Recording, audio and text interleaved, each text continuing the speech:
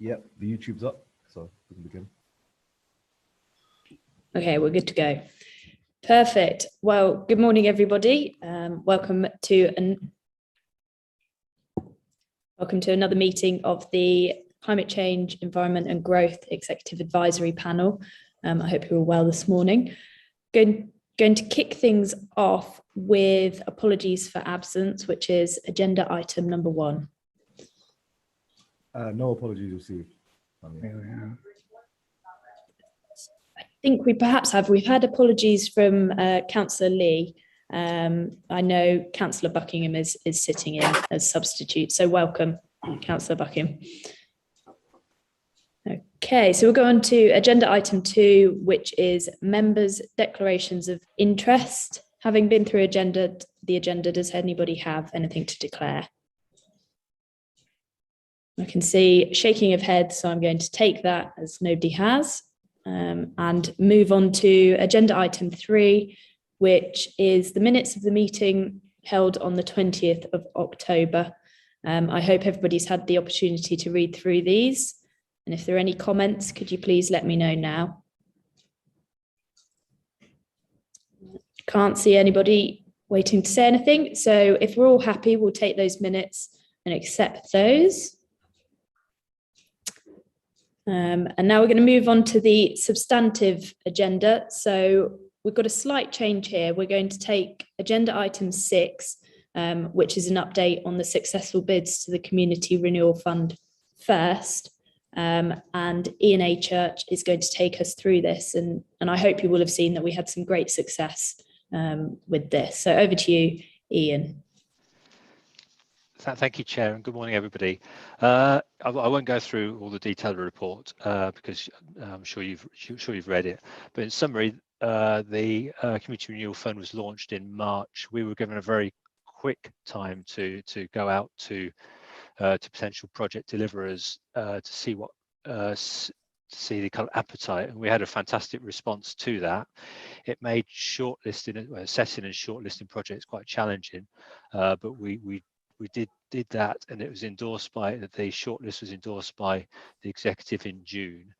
And as the Chair said, we received a fantastic news a couple of weeks ago that we've secured funding for 9 projects. I think we've amongst the most successful areas in the country. I think there's only 3 areas that got more than 9 projects, and they were much larger geographies with bigger population. So great news. So it was initially envisaged that projects would have to be delivered within this current financial year. We're anticipating a decision in July, and obviously we only received a decision a couple of weeks ago. So it's positive news that the government's extended the delivery timescale to the 30th of June. So that's really positive. We've contacted now all of the projects, and they've all confirmed that they can deliver the outputs. Obviously, the milestones will change in terms of the dates, but the crux of the projects can all be delivered, which is kind of great news. So we've confirmed that to government, and we're in the process now of finalising a funding agreement, which will enable us to draw down the money from government. There's obviously in the report, paragraph 3.3, you'll see the 9 projects. I wasn't proposing to go through all of those, but 3 of them I thought may be of particular interest to the panel. Are the Sustainable Food Network project in North Northamptonshire. So that's being delivered through the Made in Northamptonshire network along with Northamptonshire Acre. And what that's going to do, there's different strands of it, but it's going to trial a couple of two food apps with the kind of food and drink industry and networks locally, and evaluate the success of those apps and the potential for wider endorsement. What will be needed to really step up in terms of getting local businesses to sign up to those apps, and also to trial an appraisal in terms of understanding the kind of impact that engaging through those apps can actually have, and that's through a platform which is currently being trialled in Manchester, Zempler. So it's really positive project. It's building on a network which is already established, as I say, through the food and drink made in Northamptonshire organisation, and obviously food and drink is a really important sector for North Northamptonshire. So that's really positive. A second project is one being delivered by SEMLEP, which is around providing business support, intensive business support to local businesses in terms of the move towards to net zero. So that's one-to-one support and mentoring with up to 60 grants available for local businesses. So that's a project delivered not just in the north, but also in West Northamptonshire as well, because they submitted a bid across both areas. Obviously, it's part of the North Northamptonshire package, as though the geographies are larger. So that would be really important that we get businesses engaged in that. And the third project, so those of you who were at the Climate Change Summit yesterday would have heard from Nick Bolton of Electric Corby. And the third project is led by Electric Corby. And that's a really exciting project for this area because it's looking at what is the kind of potential in terms of the move to net zero, in terms of kind of housing, energy and transport. What projects could we be trialling in this area? And the outcome of that project will be a report for the council to assess what projects can be delivered, and quantitative and qualitative assessment of those, independent and objective, to give us really inform our kind of future plans for delivering net zero. So it should really help to give us a kind of a head start by next summer in terms of identifying and assessing potential projects that can come forward. So really exciting times over the next 6 months or so. Projects have been given the green light to start delivering at risk. We are, as I indicated earlier, we're finalising the funding agreement with government, and then we'll obviously be putting in place individual agreements with each of the 9 projects so that they can start to deliver formally. Although we've given them the kind of the comfort that any costs from the 3rd of November are eligible. Although obviously until they have a contract, they are delivering at risk. The council also receives some funding to help the resources, provide the resources needed to support the programme, because we will have to report, as you'd expect, to government in terms of how the projects are delivering and ensure they remain on track. They identify the risks and those are being managed appropriately, because some of these are very ambitious projects. You know, almost £3 million to deliver in just over 6 months is an ambitious programme. But we've got some great projects and it's really exciting times ahead. I'll leave it there and happy to take any questions. Thank you, Ian. It certainly is good news. And as you will have seen from the 9 projects we've got listed there, that a number of those focus on the green agenda, which is good. It's really good for the direction of travel we want to be going in. Should just mention at this point, we've got Councillor Helen Howell has joined us this morning, as much of the Community Renewal Fund crosses over into her portfolio. So she's here to listen with feedback. And at that point, I'd like to hand over to members for their feedback and comments on this.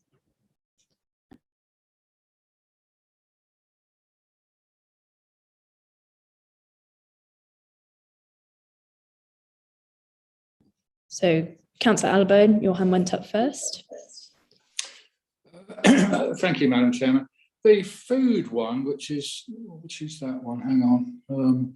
CRF 11, Sustainable Food Network, is presumably this is all connected with cutting down food miles. It doesn't actually say. I mean, we're all guilty. We buy green beans from Kenya and avocados from Peru, and of course we should be relying on seasonal produce rather than expecting strawberries on Christmas Day and all the rest of it. So I just wondered if because I think food miles is and the shorter distance between farm gate and plate, as they say, is really all important to cut down on emission control, all part of climate change as well as food production. Yeah, so yes, so that is definitely part of the piece of work. It's also, so whilst the 2 apps, which are Food Loop and Too Good To Go, are primarily targeted at businesses, there's also going to be engagement with consumers to understand what's their appetite to buy local, to change their kind of buying habits, so they don't buy strawberries for Christmas. To try and help to kind of strengthen that kind of local food market. Great, thank you. Councillor Buckingham. Thank you very much. Really enjoyed yesterday and learning about some of the projects involved, and obviously welcome the fact that you've been able to lever this money in for the projects involved, and look forward to seeing how they pan out. So thank you.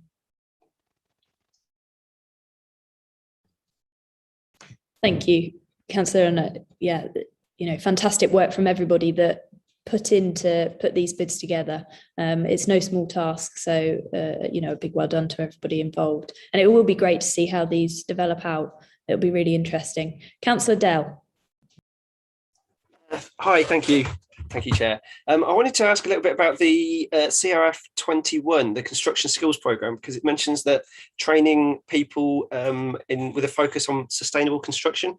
Obviously, we've got quite a lot of house building going on in our area, and so it's really good to see that there's going to be a focus on more sustainable house building. Have you got a little bit more detail on that? Because it said it's continuing the previous delivery.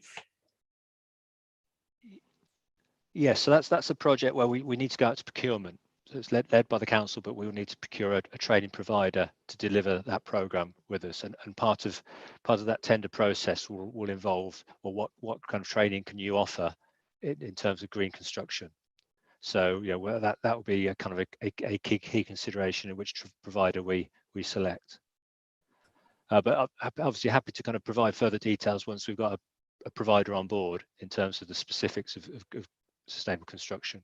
Brilliant. Thank you. Also, really like the skills mill one, the training in land and water management for ex-offenders. That seems really, really supportive and really good as well. Thank you. Thank you. Great, thank you for that. So just scrolling down the page. So if there are no more comments on that, as we've said, you know, the overall mood is it's fantastic news. It's great that we were successful, that they were successful with so many bids for our area, and excited to see these progress. So we'll move on to agenda item 5, which is the update on air quality in North Northamptonshire, which many of you, well, you'll all remember we looked at the last EAP meeting, but of course members were keen to look at this again. So I'm going to hand over to, is it Amy, are you taking, or Ian for this? I'm going to come in first, Councillor Pentland, and then hand over to Amy, who's going to take you through the verbal update in a little bit more detail, if I may. Yes, as you said, I mean, basically we were asked to come back to the meeting and provide a verbal update in relation to the issues that were raised at the last EAP. This will be a precursor, though, to a more detailed update that we will bring back early in the new year once we have the air quality annual status reports for all of the 4 sovereign areas signed off for DEFRA in relation to the 2020 data. Amy's going to go through some issues to do with the data and what data we can provide in terms of raw 2020 data, because that was one of the principal issues that the EAP raised at the last meeting, about some concerns about the fact that the data that you were considering wasn't, in your eyes, particularly up to date, and could you have more up-to-date data? So we'll address that in terms of the verbal update today. Some of the other issues that were raised that we'll provide some feedback on today was around issues to do with the air quality monitoring and the disparities, as you saw it, in terms of the monitors between the different sovereign areas. We'll sort of feedback in relation to that. There were also issues raised in terms of like increase in EV charging points and what consideration was being given to that, what further work we could do with developers to improve local air quality, and what we could do in terms of looking at alternative measurement and monitoring technologies with respect to air quality, and what level of consideration, I guess, we've given to where we locate our air monitoring stations linked to areas where there are high levels of standing traffic, etc. So hopefully we can pick those up verbally in the update today, and I'll hand over to Amy now to sort of take you through that, and we will be back sometime in the new year with a more detailed update for you. Thanks, Ian. Yeah, just to follow on from that then, just to confirm that we do now have all the data for 2020, which was the COVID year, and overall it has shown that there's been no exceedances, which was expected as it was a COVID year, and there's obviously a lot less traffic on the road, so it wasn't really an average year to monitor air quality.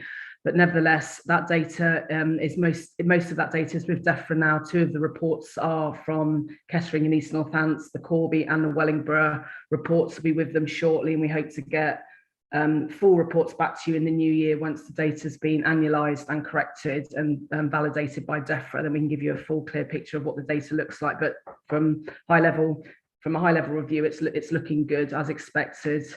So sort of summarise from the minutes from the last meeting, just going through it point by point, if I may. And the first question around the number of tubes in the area, I have gone back to the environment health managers across the 4 sovereign areas, and they've all confirmed that the number of tubes that they have in place currently, they feel is representative and correct for the geographical area that they represent. Bear in mind the number of tubes are located against where they see high traffic levels against high density housing. So there are perhaps more tubes in Kettering and East Northants because they are bigger areas and more dense. They are near areas of more elevated emissions, whereas Corby is obviously a smaller area, as is Wellingborough, so there's less tubes in the town centre. Nevertheless, we are meeting in December to review all of the locations, and there'll be a new network of tubes in place for next year for North and Northamptonshire. We are still going on the legacy areas at the moment. In terms of electrical vehicle charging points, there is funding available. There's always funding available for residents for this on the .gov.uk website, but the best way for us to sort of approach this is through the planning process, really. And one thing we're looking at doing is adopting the EMAC guidance and making it an SPD, possibly for the North and Northamptonshire area, working with planning colleagues to do that, because at the moment it's only an SPD for Wellingborough. That is the best way, really, to obviously ensure and encourage planning developments to put in more electrical vehicle charging points, and also through other work that we're looking at through the Climate Change Action Plan. In terms of more developers looking at more environmentally friendly apparatus for newly built homes, such as air source heat pumps, etc. Again, this would be approached through the planning process, through guidance, in order for us to ensure that sustainable urban extensions have these in place. But there has been further research around this, and I think there are suggestions nationally now that such technology it is obviously expensive, and we've seen ourselves in environmental health that some of the technology does lead to potential noise, vibration complaints as well. So there can be a downside to such technology, whilst there is an environmental benefit. There was a question around standing traffic and questions around increased levels they thought at Rushton Lakes, and I've gone back and looked into that, and there are no receptors at all near Rushton Lakes. I don't know the area personally, but there is no housing at all near that area, which is why there's no receptors. It doesn't back onto any residential premises, so it was felt that there was no tubes that were needed to monitor that area. We do have areas of standing traffic across Northamptonshire, especially at traffic lights and roundabouts, and there are some locations where there is housing nearby, but again, the monitoring has suggested there's no elevated levels in those areas, so no action is required, again supporting the principles of the tubes being in the right locations as they are at the moment. It was asked specifically about 2 sites in Wellingborough and Kettering that had previous exceedances historically in 2018-2019, but because these exceedances didn't take place over a 3-year period, you do see peaks from time to time, but because there's no exceedances over a 3-year period, there was no need for us to declare an air quality management area, because they were anomalies, if you like, on those particular areas. But nevertheless, we'll continue to keep our eye on those areas and monitor those areas and make the adjustments as required. I think particularly there's a lot of discussion around the Wellingborough location, and the feedback from the Wellingborough manager has said that the measurements were taken at ground floor location where there is commercial buildings, but it's the actual sensitive receptors where the housing is at first level locations. So calculations are distance corrected to ensure that there are no breaches, and there weren't no breaches in those areas.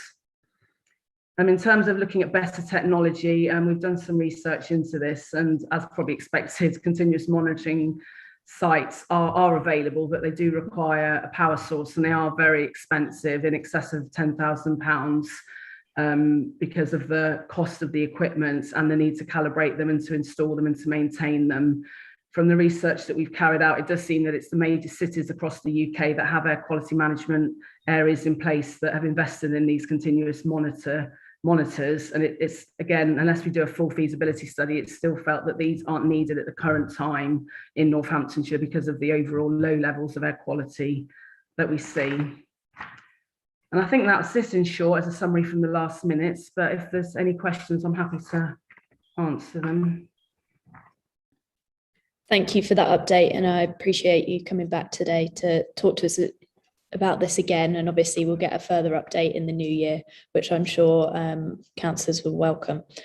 We've got a couple of hands up. So we're going to go to Councillor Dell first. Thank you. Couple of points I wanted to pick up on. I've looked at the raw data, and there's I was just wondering why there's no data for December on KT11 in Kettering. We've got sort of, it goes over the limits in September, October, November.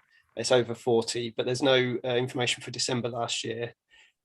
Just wondering about that. And also, you mentioned that to get an AQMA declared, you need 3 years worth of breaches.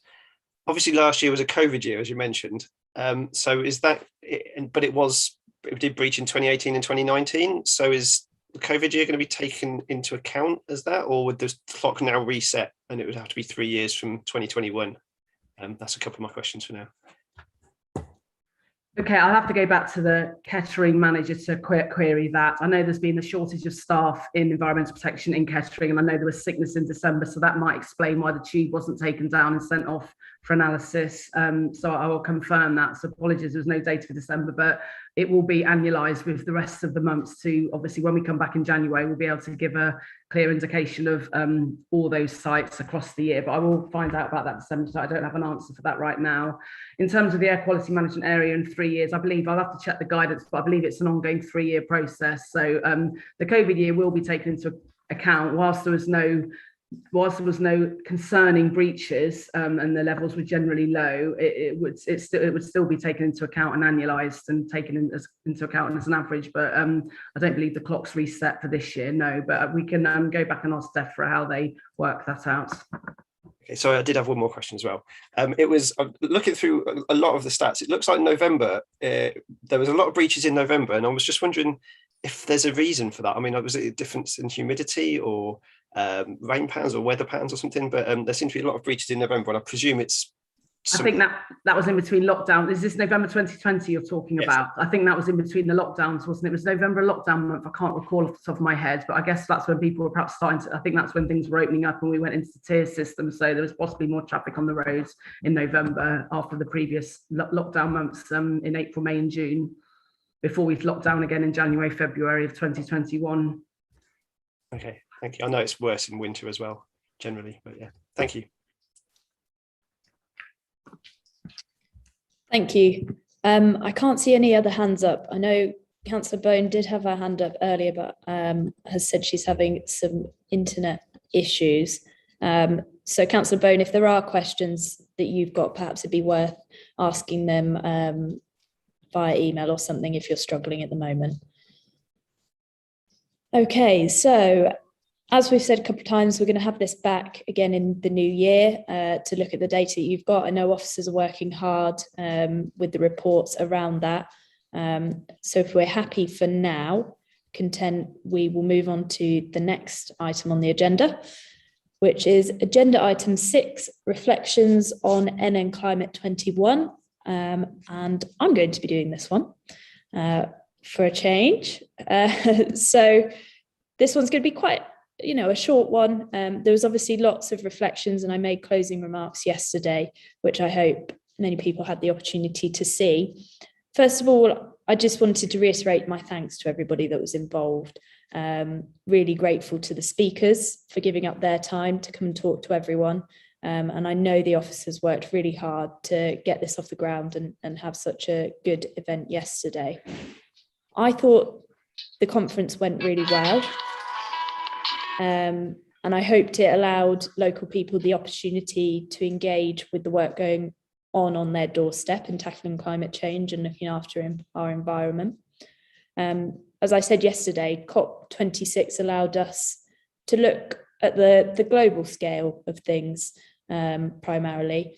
And what I hope was that our conference, NN Climate 21, allowed us to look closer to home, and that people were able to learn from this and from the speakers. And it was certainly great to see the leveling of engagement that we had. And I think this was shown through the number of questions we had coming in across the day. I suppose touching on the concept behind holding the conference virtually, and that was twofold really. Obviously, it reduced the carbon footprint of holding the event, but it also allowed, I hope, a larger number of people to engage with the conference, both on the day and at a later stage with the 3 sessions being held, being available to watch on YouTube. And I think this is really important, that people are able to engage in such a way. And I certainly hope that people were able to do so. Something I also picked up on yesterday was that one of the goals of COP26 was working together to deliver. And it appeared to me that this was reflected yesterday, with many of the speakers talking about how the work they were doing linked in with what others of the speakers were doing. For example, the Electric Corby and the Chelveston Renewable Energy and Innovation part, they talked about how their work linked together. And we also saw different ways that the council was linking up with other organisations, for example, VOI and Liberty Charge, in rolling out on-street vehicle charging.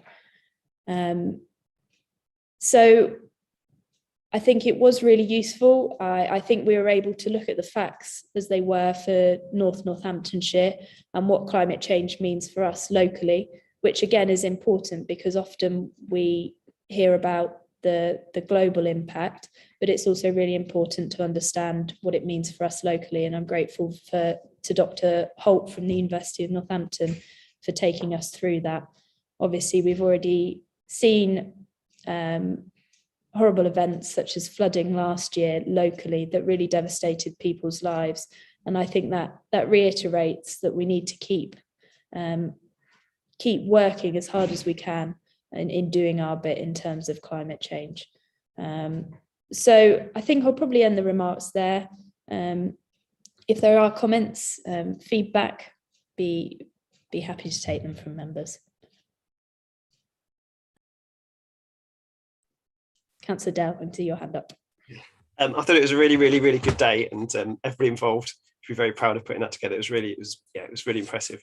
I mean, some standout moments for me. I actually booked the day off work because I didn't actually realise it was online when I did that, so I could have just watched on YouTube, but I did anyway. But yeah, it was brilliant. A couple of the standout ones: the active travel stuff and the Liberty Charge thing, the Liberty Charge presentation. Sorry, Voy. It was really interesting to hear from Voy. Also, Catherine Hardcastle from the River Regional Park. I thought her presentation on adaptation and deep adaptation was really, really, really, really powerful. And the grounds team as well. They were my standouts. So thank you so much for putting it all together. It was really, really good. Thank you. It was fantastic that we got some tree planting in there as well. I thought that was really good. Just to highlight 3 of the 3,000 plus trees that we're going to have on NNC land planted as part of the Queen's Green Canopy, which is great that we could share that with everybody, when normally you just plant the tree and only the people locally would see, but across North Northamptonshire you could see that tangible difference that hopefully those trees will make. And like you say, it was great to hear from Catherine and Alison as well about the work they're doing in our area and have been doing for many years. It's not something new for them, it's what they've been working hard on for many years, which is great to see. Councillor Buckingham. Sorry, I thought there was somebody before me. Thank you very much. I too enjoyed the day. I missed the last part, but caught up with it this morning. One of the biggest things that came for me, and I really enjoyed listening to what was going on at Chelveston and also the work that Nick Bolton was doing, because I watched his part as part of COP26. So that was really interesting stuff that was happening on the day. One of the big things that came out for me, and I wrote it down, was educate yourself. Be an informed, engaged consumer. And I think that I think we can take out into our communities. And every small little bit that we can all do will build into that bigger picture. So it's really good to see what's happening in our backyard, as it were, but it's also what we can take forward in that bit. And if that is slimming our bin, or, you know, thinking about what we do as consumers will have an impact as well. Just understanding that is a big thing. Thank you. Certainly, thank you, Councillor Buckingham. And I think that's really important. And I was keen to iterate that in my closing remarks, that there's something we can all do and we all have a role to play. And it's like an ecosystem. We all need to play our part for it to work, which I know the speakers picked up on. And it was good to be able to ask some of the speakers at the first session some of the simple things they thought individuals could do, which go on to have a bigger impact when everybody's contributing. Councillor Allibone. Thank you, Madam Chairman. Well, I'd just like to agree with Councillor Dell about Catherine Hardcastle's presentation. As I said to you before the meeting started, I was involved for 9 years as a board member of RNRP, and they've done some amazing work, such as the treetop walk in Salsey Forest and Stannick Lakes Park and what have you. I think for some of my time on the board, they were treading water a little bit in that there was relatively little development going on. And of course, it's a very important organisation that can deliver the green infrastructure that needs to go alongside a lot of these new developments. So I think, yes, I certainly enjoyed that one. I think the figure that stood out for me, and of course there were masses of figures and all fascinating, was there was one slide that did say that between 2009 and 2019 in Northamptonshire, there was an extra 1 billion miles driven. That is a staggering figure, that increase over 10 years. That's one county in one country in the world. And I think that just shows you the challenges ahead. But all in all, a fascinating day, really interesting. Thank you. Yes, thank you. Yeah, you know, there was lots of facts and figures to unpack, and again, it's useful to have them in the context of Northamptonshire as well. And I'm sure we're all able to reflect on that in our own locality as well. So thank you. Can't see any other hands up, so we'll leave that item there. If you weren't able to watch it yesterday, as we say, it's up on YouTube for people to engage with at their leisure and hopefully gain something from moving forward. And certainly as a council, know we're continuing to work hard on all of this because it's so important. So we are going to move on to agenda item 7, which is an update on future work in respect of climate change. Nice segue into that. Which George Candler is going to take us through, and we've had some documentation in relation to this. Thank you, Chair. Good morning, everyone. Good to see you all again. Myself and Rob Harbour is joining me, and also Ian Smith has stayed on because there are some elements linking into his area. So what I thought I would do is just spend a few moments just to take you through I suppose, purpose of this document and take you through some of the key elements of it, and then obviously open up for questions from yourselves. So hopefully everyone's got that document in front of them. So I suppose the first thing to say is this is very much building on the framework and action plan that was developed by the Shadow Authority through the Task and Finish group chaired by Councillor Laura Lorman, which concluded their work in March 2021. So it's very much building on that framework, which was, if you like, an outline for Northamptonshire to consider and take forward.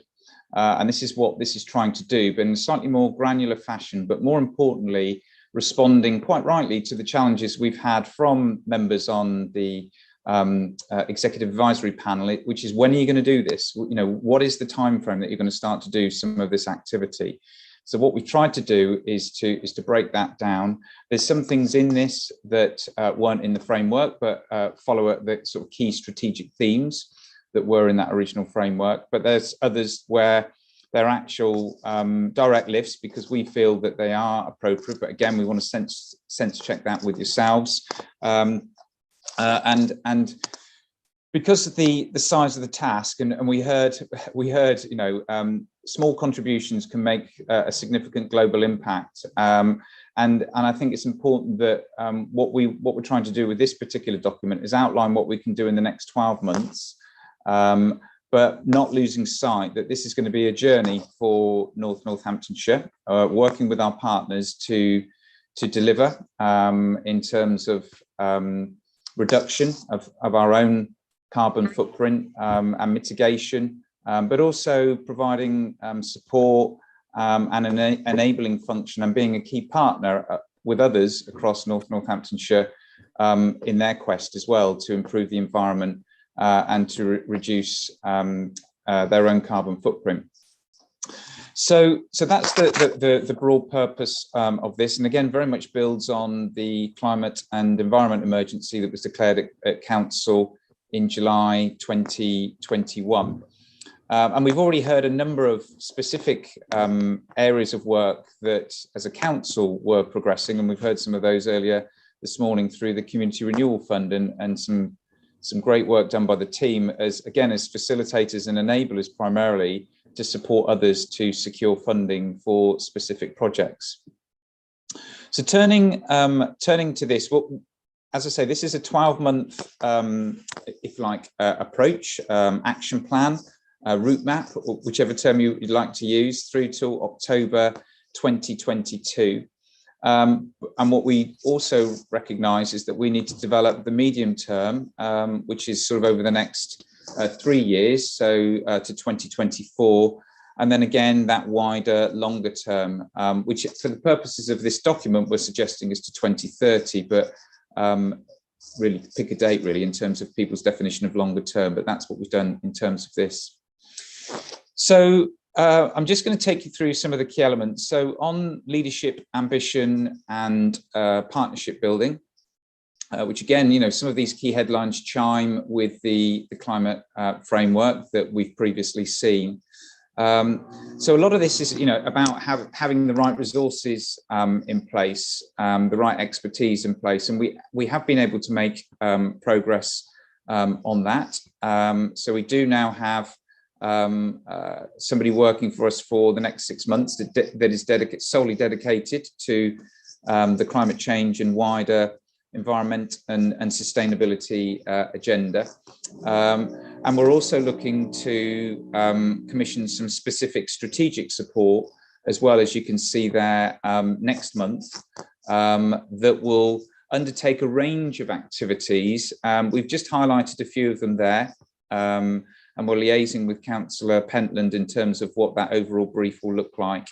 But again, around awareness and education, which Councillor Buckingham was mentioning earlier, which I think is incumbent on all of us. And I think enabling that for elected members, our 78 elected members, and our staff, 3,500 staff, of the importance of this particular agenda.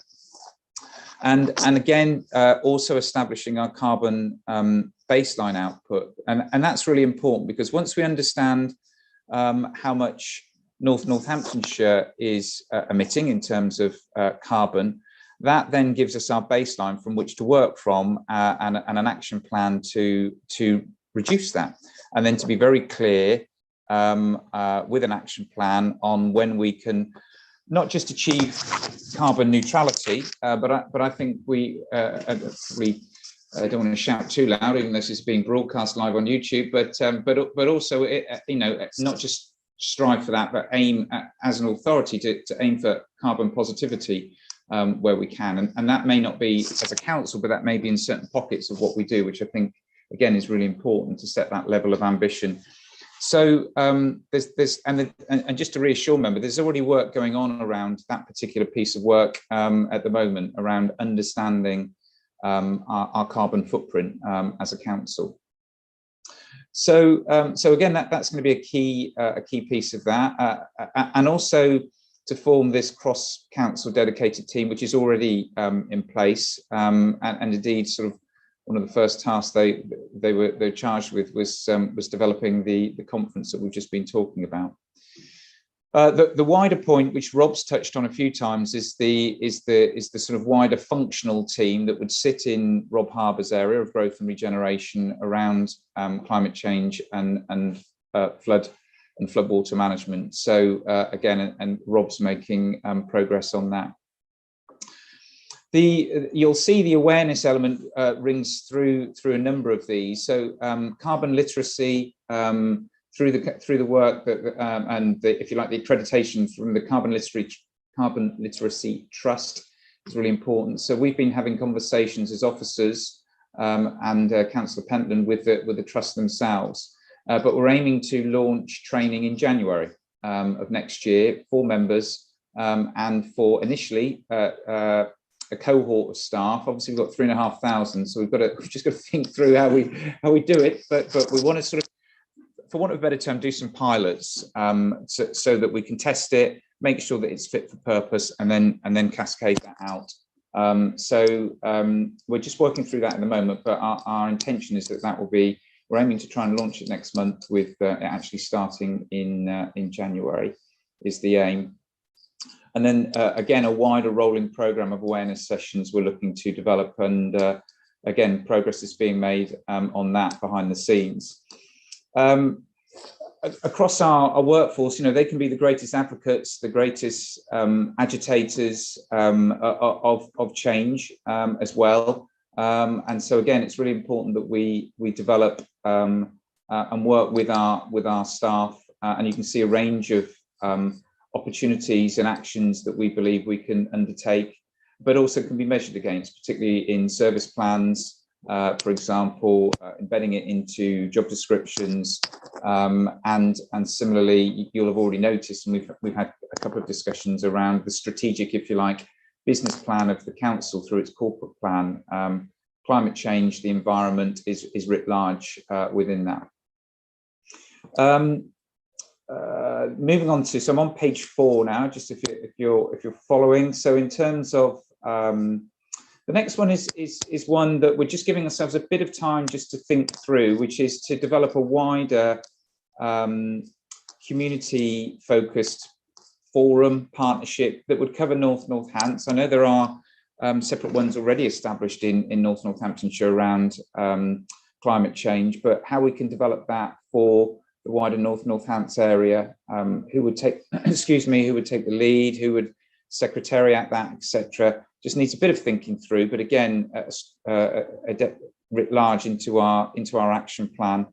And then obviously I won't touch on the climate conference. I think we've covered that well. But again, we do need to follow up from that and agree, if you like, next steps. One of which may be that we do another conference at some point in 2022, because we only covered a small area really in terms of the topics that we could cover. And interestingly, food and food production that Councillor Allibone was referencing earlier, I think is actually, we did consider doing something over the lunch break, but we realised we were going to be stretching ourselves too far by putting on a sort of a cookery demonstration of how you could eat local. But we just thought, with technology as well, that may have been pushing it, so we chose not to. But definitely, we think that there's scope to do more in that particular environment.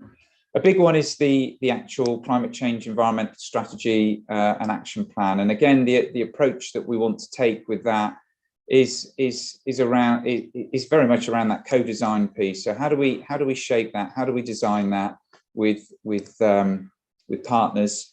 with interested groups that we've already formed a relationship with on the back of the conference yesterday.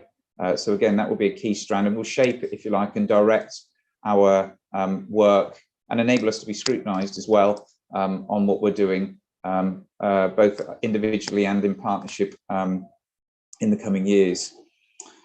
I'll just move on. You'll see a couple of single-page policies that we're suggesting there around the environment and around energy and carbon. Hopefully they speak for themselves, but just trying to put down on a single page that we can put on our website that everyone understands what our approach is in those two key areas and what we'll be doing. Moving on to page 5, which is the second strand around policy and finance, assets. Again, a big part of what we can do to help mitigate. Procurement is obviously a big part of that, and how we work with our contractors and how they work with their contractors to ensure that we are factoring in, if you like, the strategic focus that we are looking to adopt around climate change and the environment, but through our contractors, but also making best use of those local suppliers who've got that commitment to reducing carbon emissions and practicing and promoting green practices. I've put in there the highways contract. That is our largest contract, and obviously that is coming up for renewal next year. And again, just to reassure members, climate change, the environment, sustainability is writ large throughout that, and hopefully you'll, even though I'm not aware of who the contractors are, because we have to follow quite a rigid process and who's bidding for this, but it won't surprise you that those contractors are already well on the way to their own, if you like, carbon neutral plans in the way that they undertake their duties on the highways network. So we're sort of pushing an open door with them, but clearly it's important as the commissioner that we set out our stall at the very beginning. Carbon management in terms of our own fleet, our own assets, again, is going to be key. So again, a number of actions linked to that, and again, referring back to understanding our own carbon footprint. And similarly, the housing that we have, we thought how best this could be framed that's achievable, because obviously there's a lot of private sector housing out there that we don't have a great deal of control over there, unless we're having to enforce. A lot of that is obviously set by central government, but where we're working with registered social providers or indeed our own housing stock, we do have a greater level of control and influence. And so that's why there's those actions factored in there, where we do want to, again, look to ensure that homes are as energy efficient as possible. Electric vehicle charging points, we've had come to this meeting previously. So again, good progress being made on that. Of course, more that needs to be done. Some stark figures from Cecil Gray in the conference yesterday about what we do need to do. But again, a further 40 points planned for Northamptonshire, and hopefully further to come as well over the coming 12 months. And then just moving finally into society and the natural and built environment. So again, quite a bit there around spatial planning. Perhaps I'll hand over to Rob at the end just to touch on that element. The waste strategy, again, a real opportunity, particularly with what we do with the Wellingborough North contract, and how we can align and create a more corporate NN approach to Northamptonshire approach to waste minimisation, and also food waste collection as a couple of examples. Pollinator strategy is happening at the moment, so that will be coming forward by March next year. And again, we've covered quite a bit around tree planting, Queen's Green Canopy, and again, lots of positive work already happening. And again, we just want to maintain that momentum. Active travel strategy, which you heard Alison talking about and referencing again. We've had updates come to the EAP here, again, wanting to push forward and hard on those, as well as the Greenway project and the success that we've got to develop out further designs, as you can see there, between Rushden and Wellingborough. Air quality, I'm not going to touch on. I think we've covered that in the last two meetings, and again we will do in January. But again, a strong commitment to that going forward. And similarly, that dialogue that we will be having with our transport providers, not just Stagecoach, who provide about 85% of the total network, but also those community providers, and how we can support and enable those to make that transition to electric vehicles in the future, as well as obviously the private hire and taxi trade, and opening up a dialogue with them as well. And finally, working with some of those existing organisations, and we think there's a real opportunity to build on the work that's previously done by the former Corby Borough Council, working with Electric Corby, and how we can work not just with those, but with Chelveston and others that we know exist in Northamptonshire, to really drive forward that agenda in partnership with them. So hopefully, Chair, that covers the points. I'm just going to hand over to Rob, if that's okay, just to cover off the spatial element, spatial planning element, if that's okay. Thank you, George, and good morning, everybody.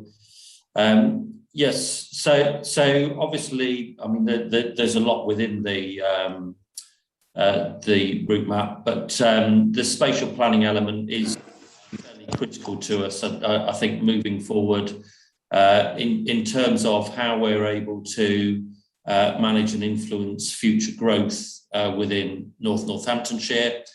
At the moment, that's made up of a policy framework which starts with the National Planning Policy Framework, and then our own strategic policies, which are through the Northamptonshire Joint Core Strategy, which was a document which was adopted in 2016. So it's coming towards the end of its sort of useful life. Although they plan a lot, these kind of policies plan a lot further into the future, they actually only have I suppose, a relatively short lifespan before they come up for review. Sitting underneath the Joint Core Strategy are what are known as the Part 2 local plans, and we have two of those which are now adopted for the Wellingborough area and the Corby area.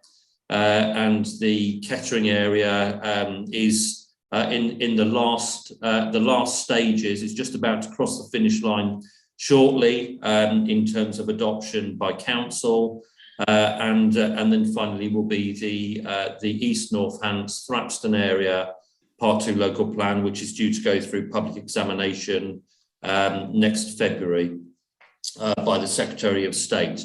And then the final layer within that sort of policy context are neighbourhood plans, which obviously cover much smaller areas of Northamptonshire and are able to go into much finer and more granular detail around how development should come about within specific areas of Northants. But going back to the spatial planning element, which is that Northants Joint Core Strategy, and I said it's coming towards the end of its sort of useful life, as it were. So we are at the moment just embarking upon a review of that, rebranded as the Northamptonshire Strategic Plan, but it will replace the Joint Core Strategy. And certainly we would expect climate change and environmental issues, sustainability to be very much at the heart of that.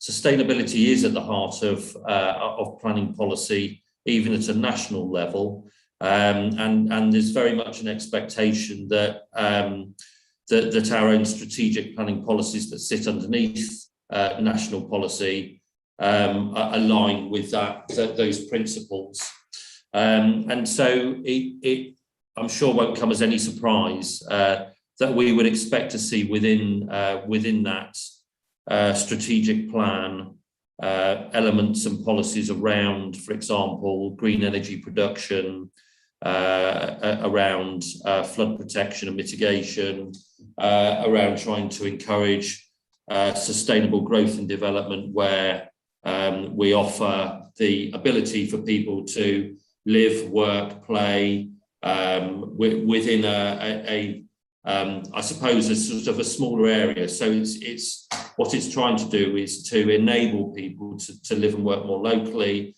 and not need to jump into a private motor vehicle, for example, and commute down to somewhere else, London or some other place, in order to work, and that helps from a sustainability perspective.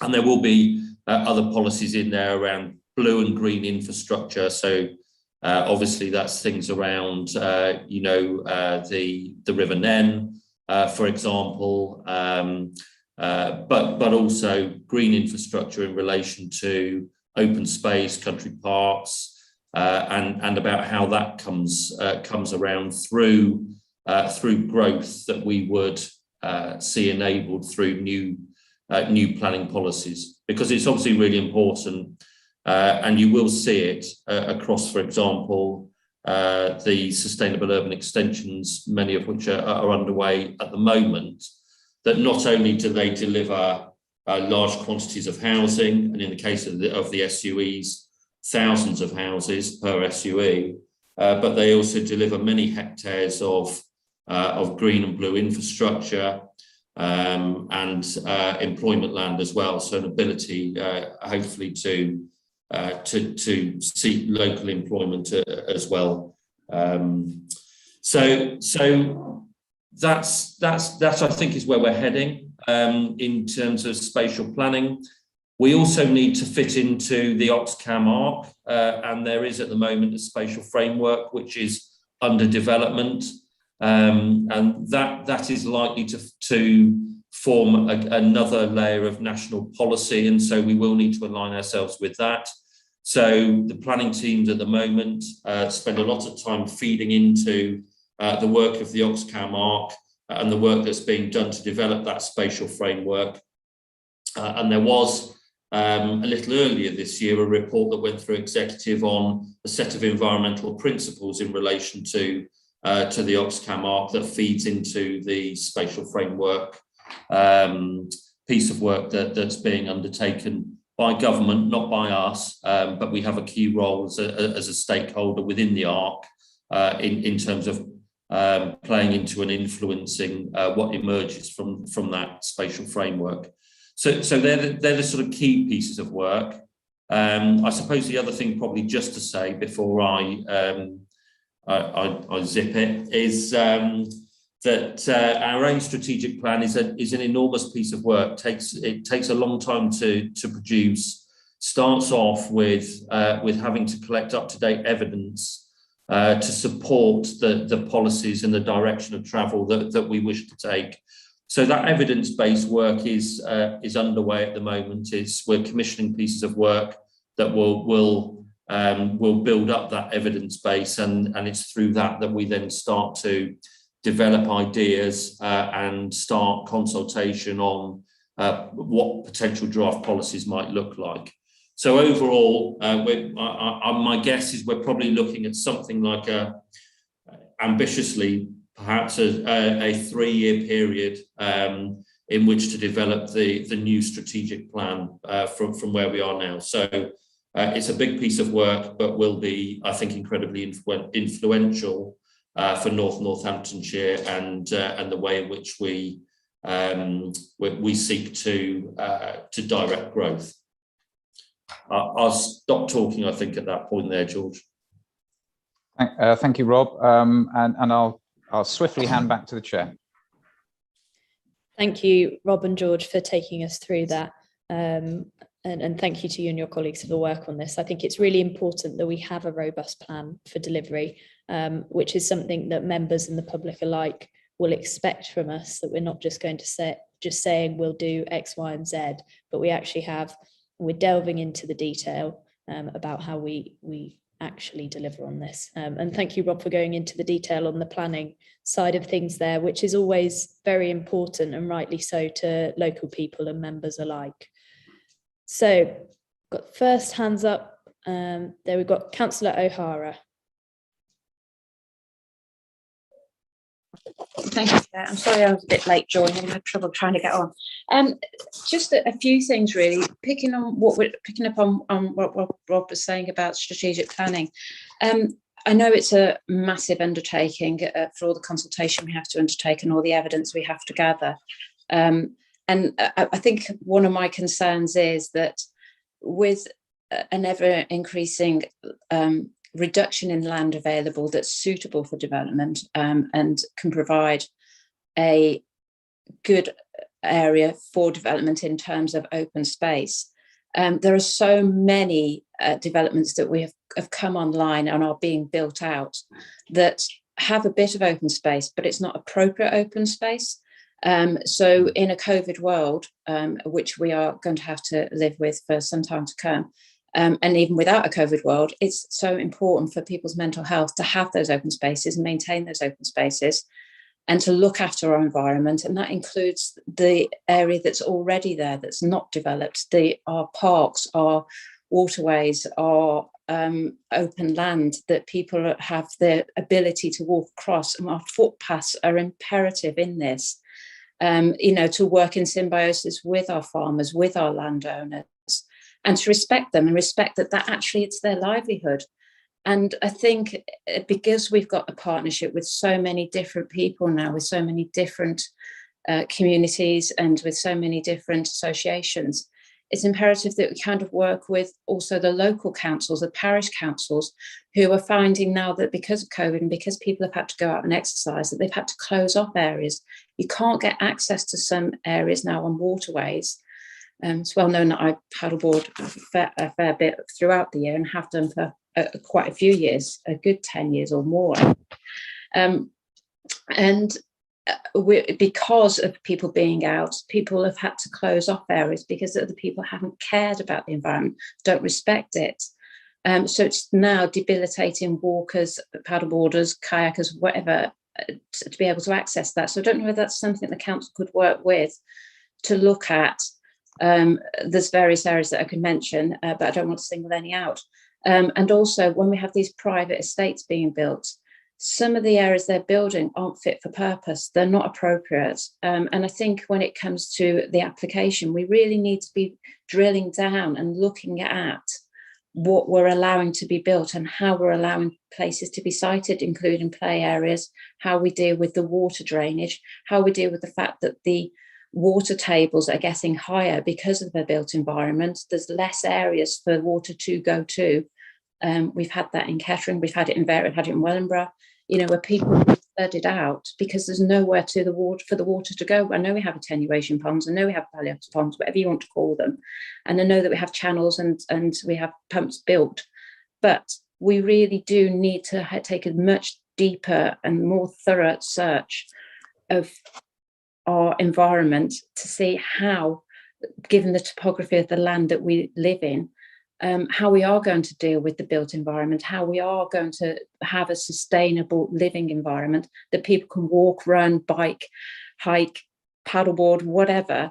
And I think the key to that is looking at our infrastructure, looking at our roads, looking at how much the council can actually control and ask the developers or ensure the developers do. And that is going to be pivotal in our strategic planning. So, it's all very well having a private estate, but we need to have that input as to how the roads are going to be built and what quality they're going to be at, how play areas are built, how open areas are built, maintained and kept so that they can't come back and develop them later on. We want to keep those open areas forever. Once they're built on, we can't have them back. So I think I'd just like to make that point, please, Chair. Thank you. Thank you, Councillor O'Hara. You made, as ever, valid and important points there. Obviously, yesterday, we just touched on this, we had a little bit about the Greenway, and that's a really valuable resource we've got, and looking at how we develop that into the future. I know there are many other points that you raised there, and I don't know if Rob wanted to pick up on any of those, or George. at this point? Yeah, thank you, Chair. I'll come back, but I think only briefly. There was a lot in what Councillor O'Hara said, and as you rightly say, Chair, a lot of good points made. Planning is all about balance, and sometimes I think striking the right balance can be difficult. You know, of course, you know, the desire to have quality open space in and around development, I think, you know, it's a good and a right ambition, but of course, the more space that you take by providing that, the more you tend to push development out into sort of open countryside. We don't have green belt, but through green space. So clearly, one of the things that we need to look at in terms of our strategic plan is the use of brownfield sites as well, and how we reutilise that to find that balance between how we use those sites that might have previously been developed at one time to limit the amount that we expand out through growth into countryside and other green space. The other thing which is always a balance is issues around the finance of development as well, and often that's where we as a local authority find that we get squeezed because actually we get pushed into a place by developers where actually if we ask for too much, it tips a proposition over into being financially unviable. We could that's an issue we could debate probably for the rest of today and beyond. It is a challenge though, and in actual fact, it's one where government and national policy requires us as a local planning authority to take a view and to make concessions around financial viability. And sometimes what that means is that we end up, I suppose, having to settle for something which is perhaps not quite what we would aspire to deliver.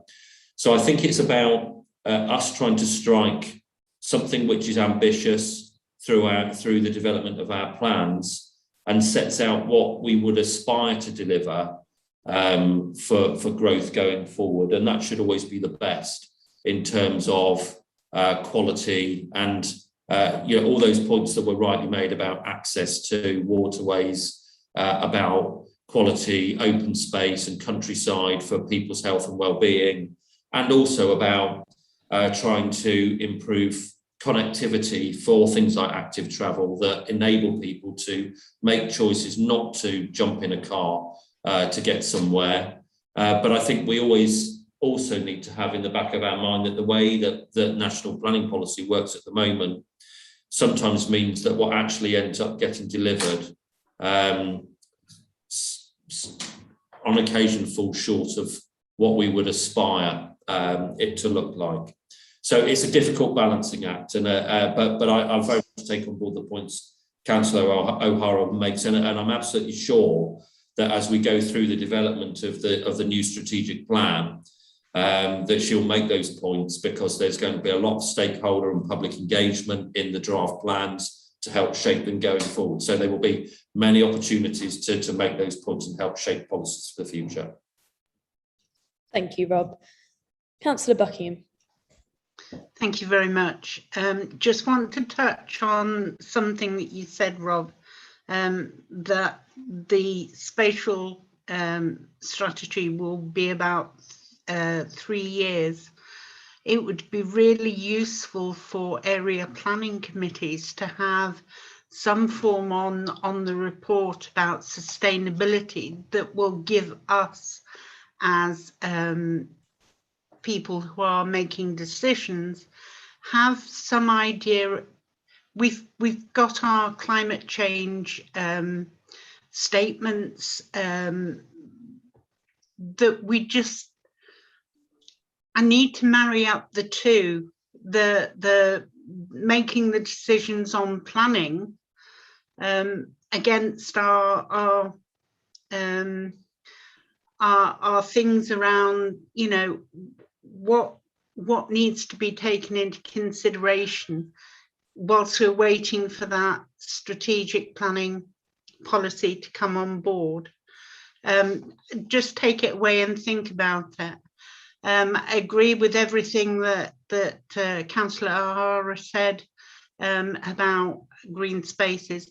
My actual part, and I've been looking at the energy performance certificates for housing within Northamptonshire, and as 18,000 social homes, there are 7,000 homes that don't have that EPC. Our Home Energy Conservation Act report says that we need to be almost retrofitting 8,000 properties a year.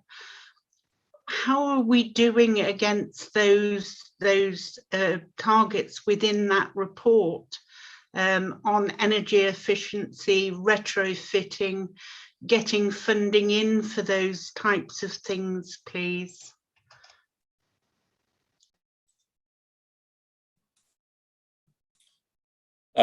Through you, Chair, I can't say that I can give you a detailed answer to that right now, Councillor Buckingham, but I am aware that we do have a number of funding streams like LAG2 that we've secured and that are working towards some of those things. And obviously, when it comes to our own housing stock, then it will be for the Housing and Community Service Group led by Kerry Pennell to develop that plan and to take forward the improvements that are necessary to our own stock.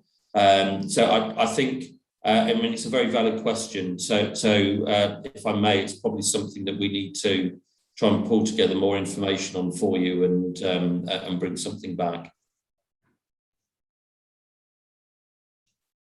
Thank you. Councillor Dale. Thank you, Chair.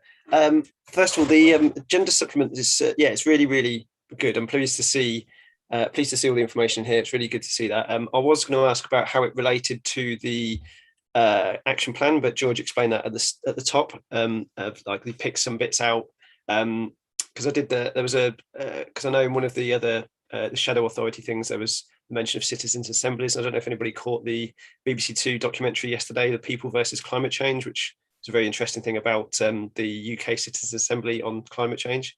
But also I've got some comments from Councillor Fedorovich, who sort of said that she wanted to extend a sincere word of thanks to all the officers and members involved in its creation. It is fantastic, which is good to hear.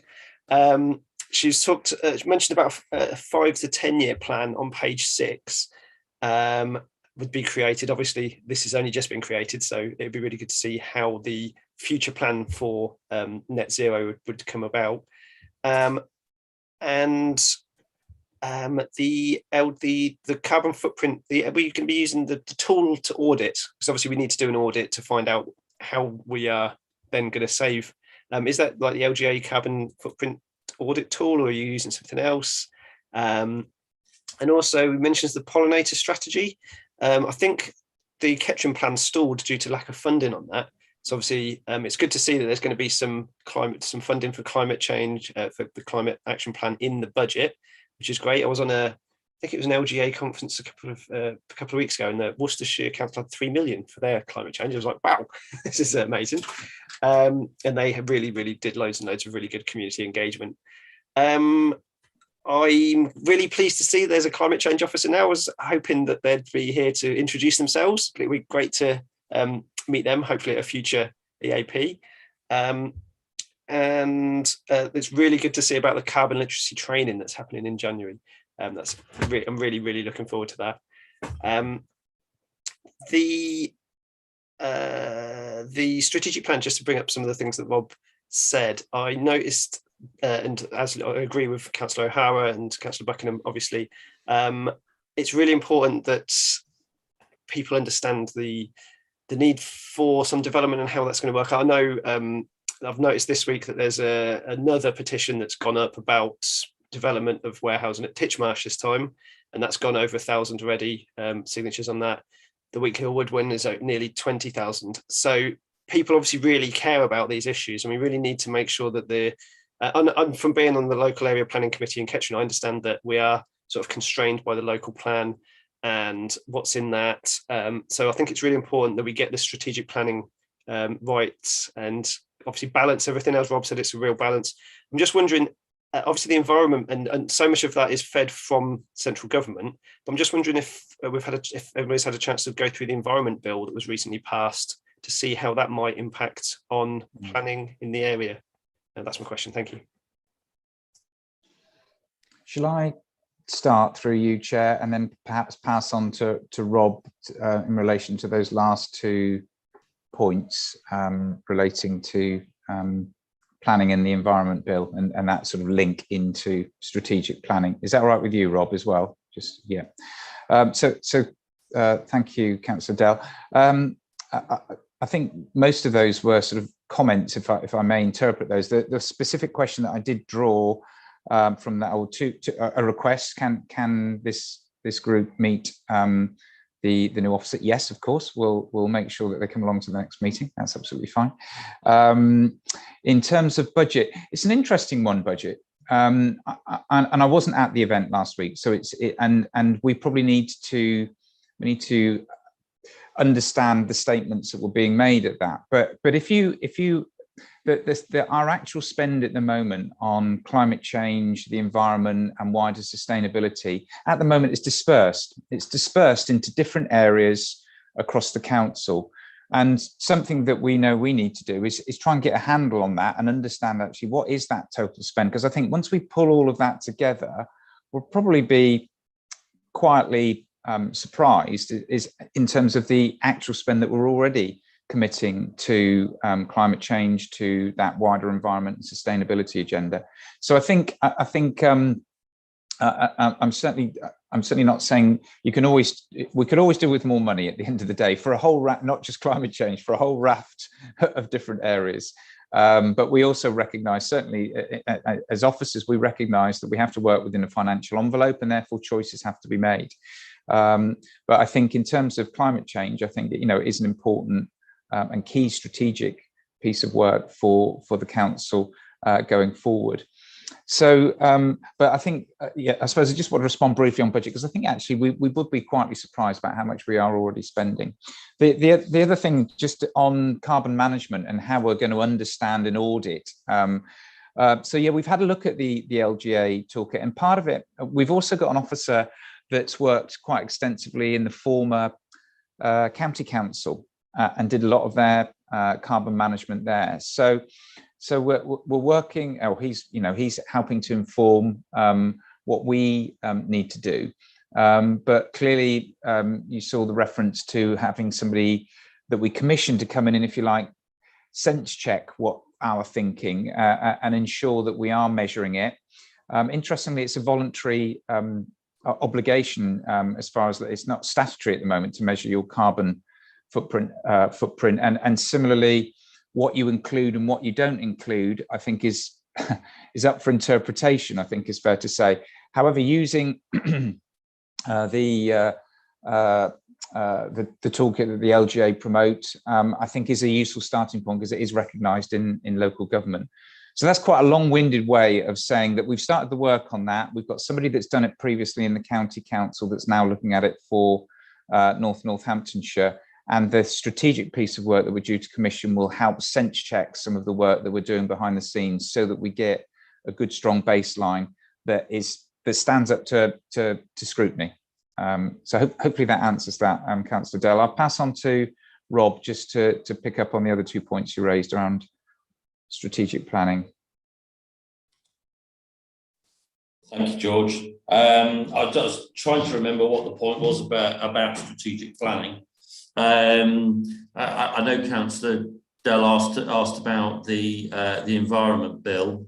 Well, obviously that's kind of relatively recent, because it received royal assent last week, so it's now become an act, but it is sort of relatively new. So that's something that officers will be going through at the moment to establish what changes will come about in the planning system. And there is quite a strong link, is my understanding, between the Environment Act and the planning system. And it calls for reviews of the National Planning Policy Framework in relation to certain things and one thing and another. So I think probably the best thing I can say now is to give you a reassurance that officers are well aware of the Act and the influence it has on the planning system, and are working on that at the moment to understand how that impacts and what changes we may need to make as a consequence of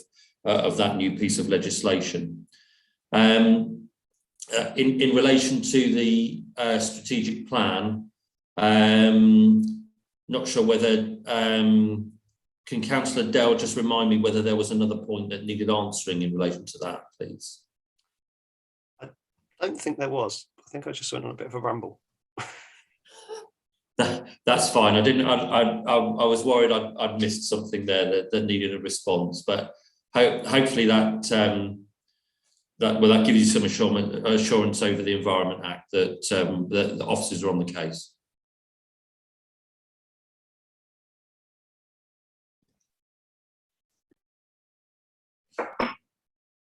Perfect. So we've got Councillor O'Hara's hand up now. Sorry, Chair, just a quick question. Sorry, coming back again.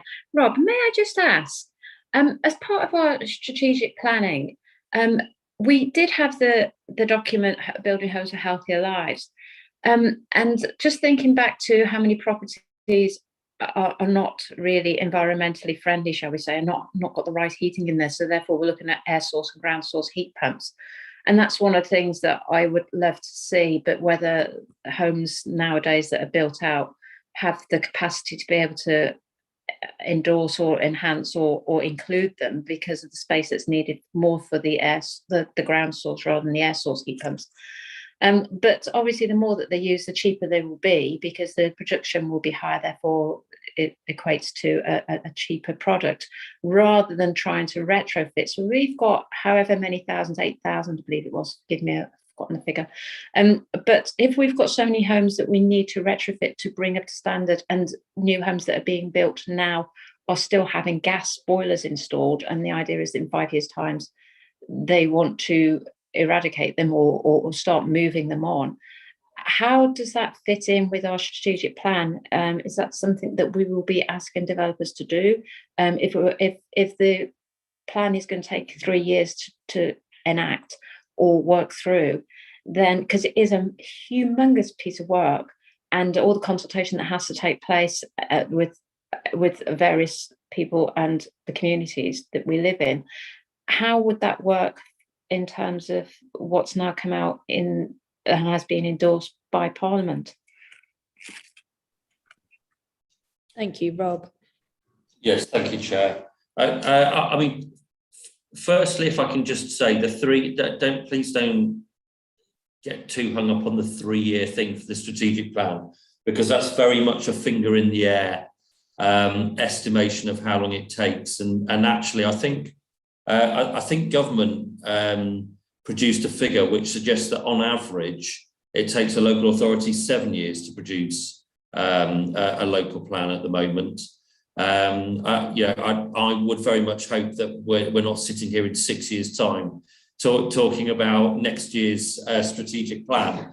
And it will be our ambition to try to bring it forward sooner rather than later. But it is just a very rough estimate of how long I think it will take us to develop a strategic plan to the point where we might be able to move it forward for examination. But it's no more than a guess at the moment, because they are large and unwieldy beasts, it's fair to say.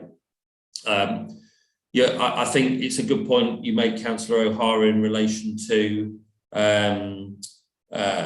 the technology that's used in new homes at the moment. And that's a challenge. And what we found, because we do discuss that with some of the major house builders, is that there is, I think it would be fair to say, a spectrum of views across house builders in terms of their willingness and ambition to adopt newer technologies, let's say. I mean, air source heat pumps been around for a while now, but obviously, you know, like most things, they do improve over time. The efficiencies improve, and you know, they get smaller and all those kind of things. So what we have found is that there are a small number of major house builders that are keener to start moving and adopting those technologies and putting them into their new designs, whereas others are, let's say, still in that space where they're sticking with their sort of traditional house types, traditional sort of gas boilers and so on and so forth. And I suppose are yet to sort of start making that transition in terms of their thinking towards new houses and new development and how they incorporate that technology. So I think we're very much in a sort of a transitional stage, and it is forced. The issue is forced by you know, government effectively phasing out gas boilers. So that will push the issue, as indeed needs to be done through amendments to the building regulations as well, and in particular Part L of the building regulations, which deals with the energy efficiency of buildings, because it's really, sadly, you know, there's a carrot and stick thing here, but it does appear that a carrot only gets so far, and you definitely need some stick as well to get some developers to make those changes. We do what we can. We are at the moment, in terms of the existing policy framework that we work within, and discussions that we have with those house builders around trying to encourage them to adopt those newer technologies, those more sustainable forms of technology. And also we're having conversations with them, for example, around what they're doing in relation to the installation of electricity infrastructure as well, because we know that over a period of time, more people are likely to transfer to electric vehicles. They'll want EV charging points in their homes, on the wall on the driveway or in the garage or whatever it might be, and all those things create a load on the system, the grid. And I think what isn't happening at the moment across the board with house building is there isn't that forward thinking to future proof for even though we know that it's coming along, and it comes back to this issue of financial viability, I'm afraid, and there are a lot of house builders that obviously have an eye on their margin, their profit, and the return to shareholders.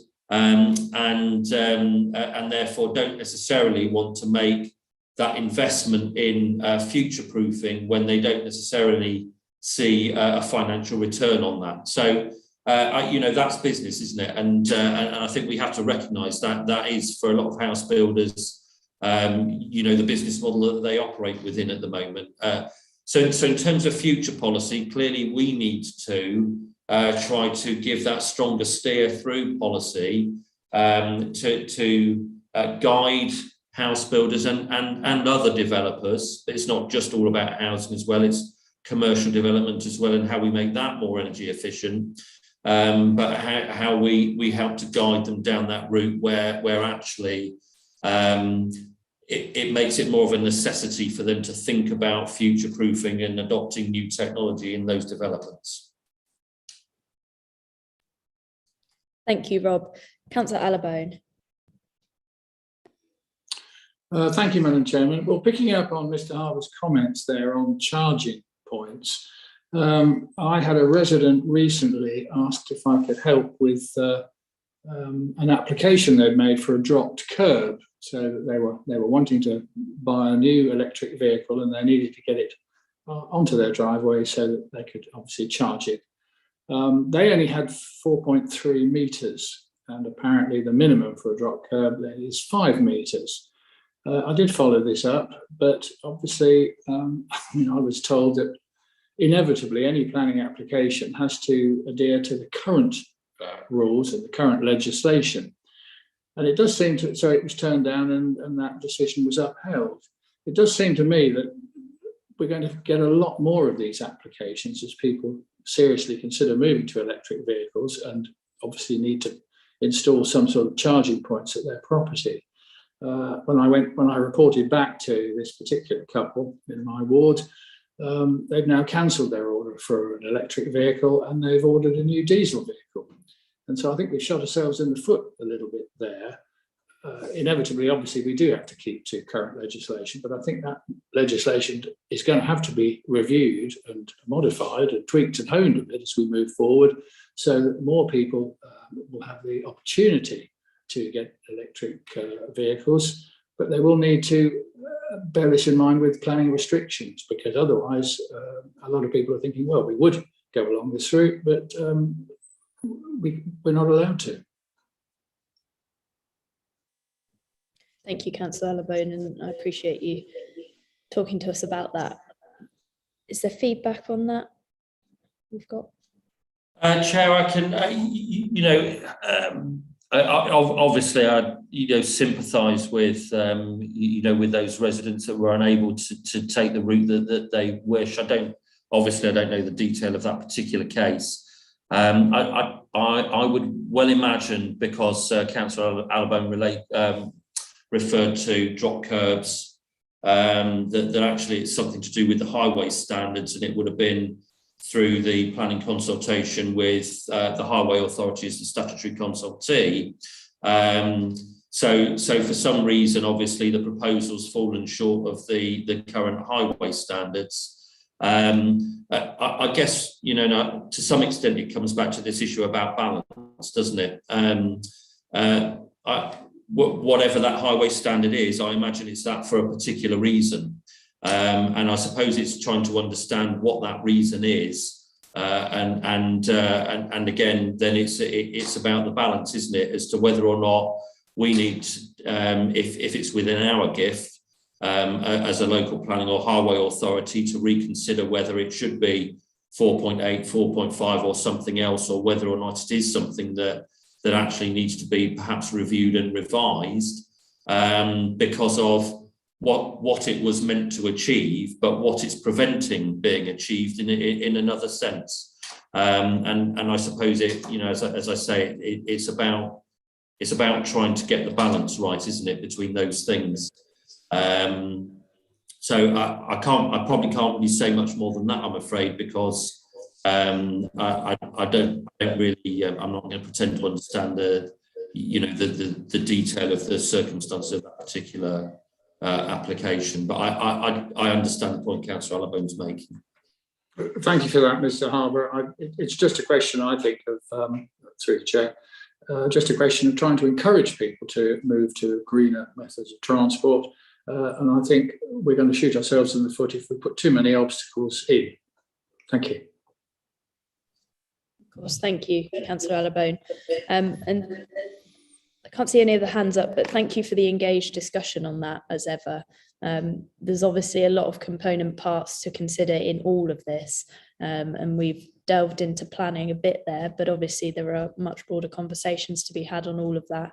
And I appreciate all the points that people have raised, which are really important to be able to go away and reflect on as we move forward as well.